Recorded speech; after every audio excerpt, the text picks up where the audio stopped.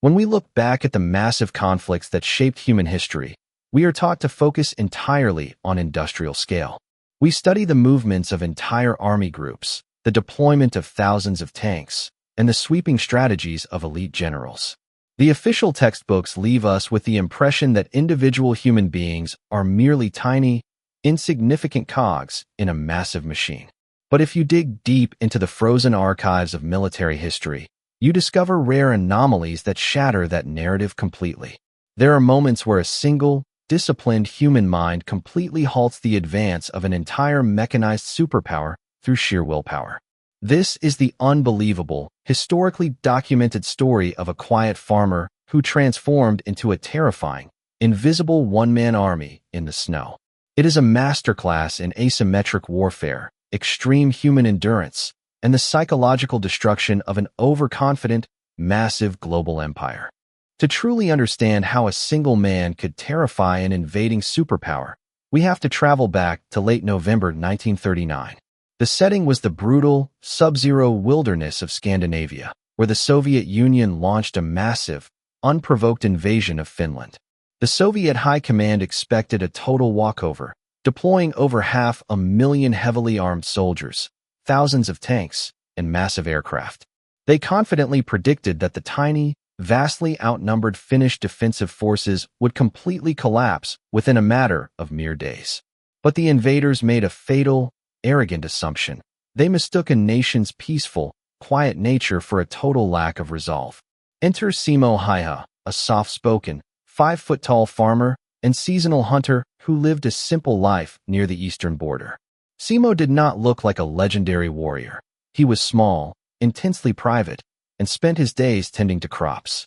But his decades spent hunting in the dense, unforgiving Nordic forests had quietly turned him into an absolute master of wilderness survival. When the call to defend his homeland came, he calmly grabbed his basic, bolt-action rifle and marched out into the wilderness. He did not use a modern, high-tech sniper rifle with an advanced telescopic sight like the elite marksmen of today. Simo intentionally chose to use standard iron sights, a decision that mirrored his genius understanding of environmental survival. If you want to decode the mind-bending strategies and historical anomalies that define elite human performance under pressure, hit that like button. Because Simo knew that a glass telescopic lens would instantly reflect the pale winter sunlight, betraying his hidden position to scouts. A scope would also force him to raise his head slightly higher in the snow, exposing his skull to enemy fire. Furthermore, the intense, bone-chilling cold of the Finnish winter would cause a glass lens to fog up or frost over instantly. Simo wore a heavy, pure white camouflage suit and packed his mouth with compact, dense snow before embedding himself in position. He did this to completely prevent his warm breath from creating a visible puff of steam in the freezing morning air.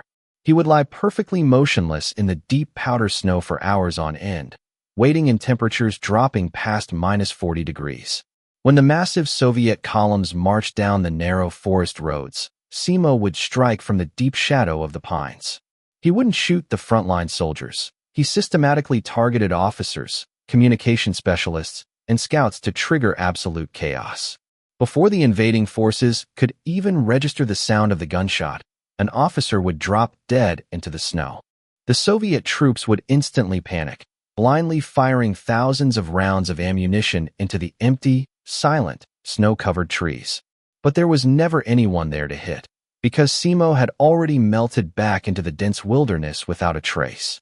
Day after day, the body count rose exponentially, and the invading columns found themselves completely paralyzed by an invisible terror.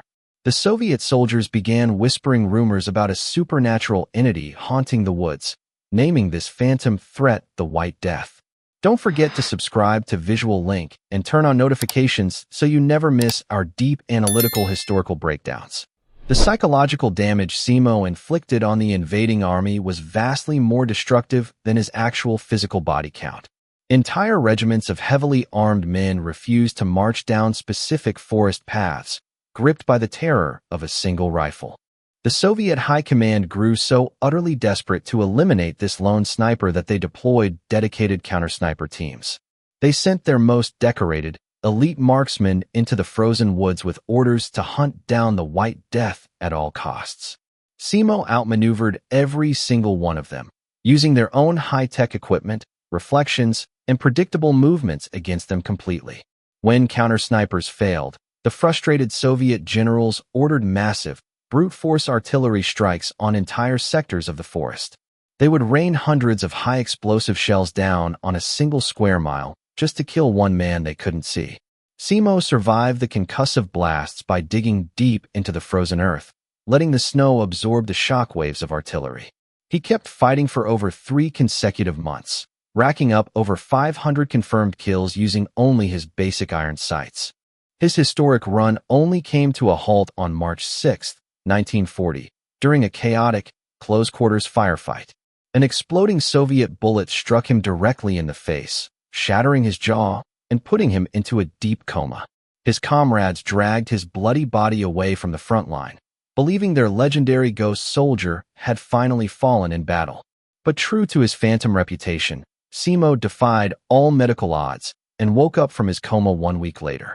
The exact day he opened his eyes in the hospital was the exact day the peace treaty was signed between nations. Finland had successfully defended its independence against a superpower, thanks to the impossible, asymmetric resistance of its people. Simo lived a long, peaceful life after the war, returning to his quiet farm and refusing to boast about his achievements.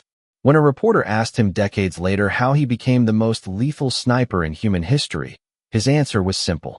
Practice, he replied calmly, showing the quiet discipline of a man who viewed his historic feat as a duty.